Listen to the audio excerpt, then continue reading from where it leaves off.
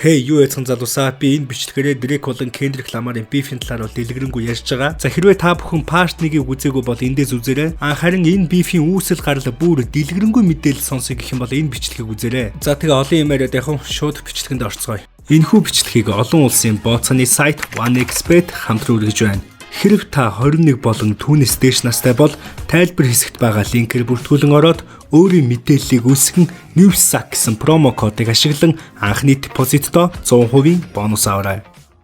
За мэдээж хэдүүлээд одоо Not Like Us хэмээх энэ бифийн хамгийн алдартай дугуулдсан байгаа. За ингээд утга санаал урцгоё. За Disney-ийн хэл дээр бол шууд Дрейк руу андаал. За чи ингээд надаас бол ухаалтчлаа тий. За наадандаа яг одоо ингээд түргэн тусламж үзүүлээ. За чи тэгээд ямар амар олон дайсантай ямар амар олон үзэн ядагчтай юм бэ? За би чамаа болгож тавиад маш их зодох болно. За бурхан харж иж магадгүй би Библийг нугаадах юм. Түүнтэй ярьж байгаа хүшүүд нь бол болгоомжтой байгаараа тэгээд охин дүүгээ та Дрейкээс хамгаалаарай. Чи өөрийгөө тийм амар lover boy гэж боддог юм уу? Үгүй ээ. Чи бол зүгээр л нэг юм охин хүчирхийлэгч. За чи ингээд хөгжмөдөр ингээд аккорд авахыг бодож байгаа шиг байна. Бодвол ингээд ля минор авах хаа. Тэгээд бас энэ problem minor. За тэгээд бас энэ жоохон хүүхдүүд чи ингээд сонирхдгоо. Энэ дээр бол маш гоё үгийн тоглолт хийсэн. За тэд бол бидэн шиг биш. За тэгээд Дрейкийн хувьд Tupac-ийн хоолыг AI тэ энэ хиймэл оюун ухаанаар хиймлэр үүсгээд тэгээд нэг хамт дуу гаргасан. Үүн дээр ямар ч зөвшөөрөл аваагүй учраас Дрейк бүх платформоос бол энэ дуугаа устгасан юм байна. За тэгээд яг энэ дээр нь бол Кендрик Ламар чамайг би ингээд тэ Tupac-ийг ингэж одоо доромжлохыг чи ингэж хүлээн зөвшөөрөхгүй, Калифорнигийн хүлээн зөвшөөрөхгүй гэсэн. Та нэ шар шуутай өвөө гэж яг юу гэсэн үг юм бэ те.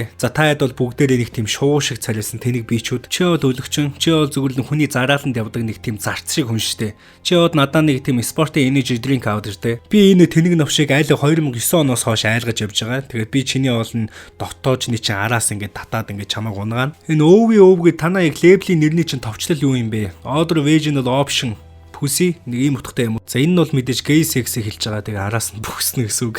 Тийм тэгээд Кендрикийн хэлж байгаагаар бол өвийнхэнтэй ажилт нэг хоорондоо би нэг бүхсдэг гэж байгаа. Чи тийм нэг маягалсан зөөл юм аа. Наад алхаа гიშгийг янзлал та. Би бол чам шиг нэг юм хоёрын хооронд юм дургу тэгээд хэлсэндээ хүрэхгүй юмд бас дургу. Би нэгэн тал гараад үрсэн бол хамгийн гүнзгий шигтгэн. Чи удахгүй хүчирхийллийн эргээр ингээд шүүгдэн тийм болохоор чамд ингээд нотлох баримт бичиг баримтууд хэрэгтэй. Би бол Tupac-ийн хийснийг нь үргэлжлүүлж байгаа. Би бол түүний өв залгамжлагч. Чи тэгээд намайг ингээд дис туун дээр шал буруу утгаар тодорхойлоо дээ. Би ч хаалаа шүү. Чи бол зүгээр л бурхны дүртэй чөтгөр. Тэгээд энэ Торонто хотод ч бас 6 гэж нэрлэлт юм шиг байгаамаа. Тэгээд чи ингээд Торонтогийн тэгээ чөтгөртэй бас ийм утгаараас орж байгаа. Чамд бол ямар ч тийм гудамжны хүндэл байхгүй. За ер нь бол чи бол зүгээр нэг зайсангийн баачка те хотын төвийн. Тэгснээ чи өөрийгөө амар тийм хүүд мүд гангманг гээл нэг хотын цахаас гарч ирсэн юм шиг аашилдаг. Тэгээ Кендрик ч өөрөө хар арьстай шүү дээ. Энд дэр бас нэг арьс өнгөний үйлдэл оруулж байгаа. Тэгээд одоо хүртэл биднээс ингээд боол гэж дууддаг. Учир нь гэх юм бол Америкийн харууд чи ингээд Африкаас ингээд усан заваар зөөгдөөд тэгээд бол боол хийжсэн. Тэгээд энэ Америкийн нэгдсэн улсын Атлантад харууд маш ихээр амьдарч тэнд бол маш их бүтээн байгуулалтыг хийсэн юм байна.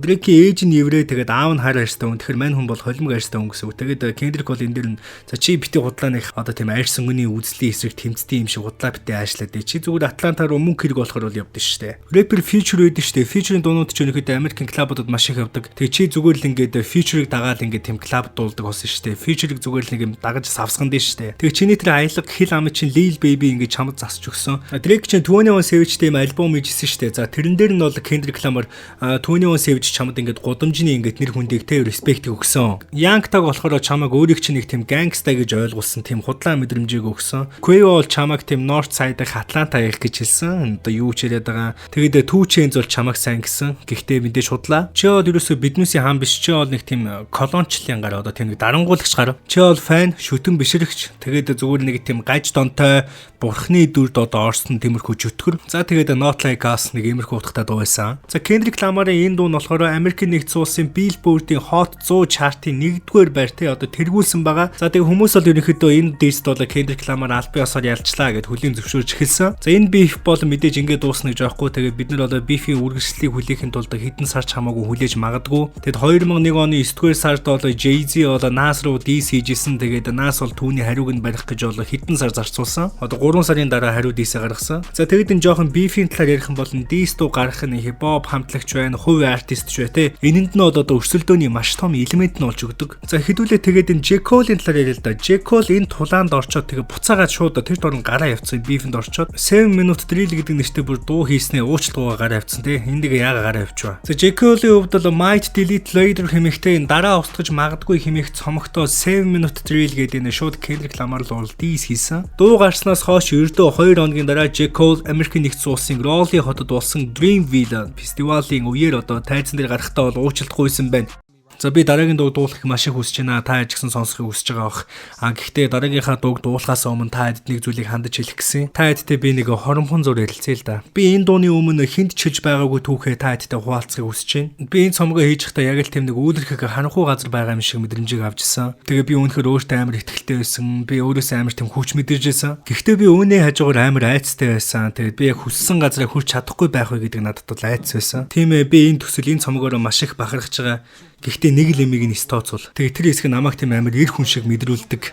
Гэхдээ энэ миний амьдралдаа хийжсэн хамгийн одоо бүдүүлэг зүйлүүдийн нэг байсан. Тэгээ би нэг л удаа өөрийнхөө байгаад тэгээ би энэ зүйлийг хийж бол ингээд туршиж үтсэн. Тийм би ингээд туршсан. Тэгээ над руу амар их дайралт ирсэн. Тэгээд миний мессенжер бүр ингээд үерш давтаж байгаа юм шиг болсон. Тэгээл дайны цаг эхэллээ. Чи яг миний юу хэлэх гээд байгааг мэдж байгаа бох. Тэгээд энэ агуу хоёр эрхэмтэй хөөцөлдөх нь битгий ил зүгээр хажууд нь зогсоход зүгээр нэг тийм айцлагдж байгаа юм шиг мэдрэмжийг авчихсан тэр үе. Тэгээд би энэ хоёрын агуу байдлыг нь хүлээн зөвшөөрөөд би өөрийн зүгээс их тийм ахын үүдээс хандаад тэгээд надад ямарч боломж байхгүй гэдгийг мэдсэн. Би та нарын үнэхээр харж мэдэрч байгаа эсхийг үнэхээр хэлж мэдэхгүй байна. Гэхдээ дэлхийн үнэхээр цусарахыг хүсэж байна. Би та нарт худлаа хэлэхгүй. Би нэг иймэрхүү байдлаар хөдөлсөн надад үнэхээр бол тийм муухай санагдаж байна. Таагүй мэдрэмжийг төрүүлж байна. Би ч өөрөө тийм айгүй найрсаг байхыг хичээдэг хүн. Гэхдээ тийм зүйл хийсний дараа миний ингээд тийм сүнслэг байдал миний бие махбодтой ингээд таарахгүй байсан. Тэгээ энэ зүйл бол үнэхээр их новшин. Тэгээ миний амар амгалан байдлыг маш их алдагдуулж байгаа. Тэгээд бүгд л Kendrick Lamar-т хайртай, бүгд л түүнийг хүндэлдэг биширдэг те. Би бас үүнийг нь үнэхээр зөв гэж боддог. Би өнөөдөр өөрөө та ядаас асууя. Kendrick Lamar бол новшийн микрофонд хүрч байсан хамгийн агуу новшийн нэг гэж хичнээн олон бодож байна вэ?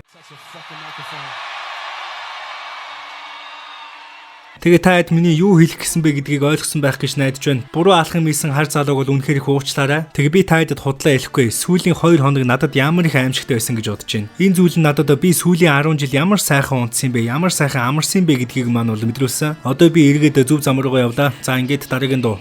За нэг иймэрхүү утгатай зүйлийг яриад л J. Cole бол энэ beef-с гарсан байдаг да. J. Cole Kendrick Lamar-ыг дийс хийсэн. Харин энэ ярилцлага энэ тоглолтын дээрээ өөрөө Kendrick Lamar-ыг shout out хийсэн. Бурууга хүлээн зөвшөөрсөн. Дараа нь нөгөө Kendrick Lamar-ны Drake-тэй beef-лсэн, дийс дуу гаргасан, цүм ийсэн, нялга тавьсан. Тийм ээ бид яг одоо агуу Kendrick Lamar-ын талаар ярьж байна. Kendrick Lamar Dark Horse 1987 оны 6 сарын 17-нд төрсэн. Тэр бол Америкийн рэпер дуу зохиогч байгаа. Бүх цаг үеийн хамгийн агуу рэперүүдийн нэг гэж тооцогддог. Тэрээр сонгодог болон jazz жанраас гадна хөгжмийн плюцерийн шагналыг хүрдэж байсан цорын ганц хөгжимчин байгаа. Түүний ихэнх дууны зохиол нь нийгмийн байж байгаа байдлыг шүүмжилдэг, улс төрчдийг шүүмжилдэг. За энэ нь бол түүний үеийнхэн болоод түүний дараагийн үеийнхэнд бол гүн нөлөө үзүүлсэн. Kendrick Lamar Калифорни мужийн Compton хотод төрсэн. Тэрээр өмнө нь KFC-д ажиллаж байсан бүлэглэлийн гэмт хэрэгтэн болох Kenneth Kenny Dark-Horse болон түүний өмнө нь McDonald's-д ажиллаж байсан өсчин Paula Oliver нарын бол анхны хүүхэд болж төрсөн. Тэд өсвөр наснда 1984 онд тэдний аав болох нэг Kenneth Kenny гангстер байсан учраас тэгээд гангстертайгаа холбоотойгоор бол Compton руу хамгийн анх нүүжсэн.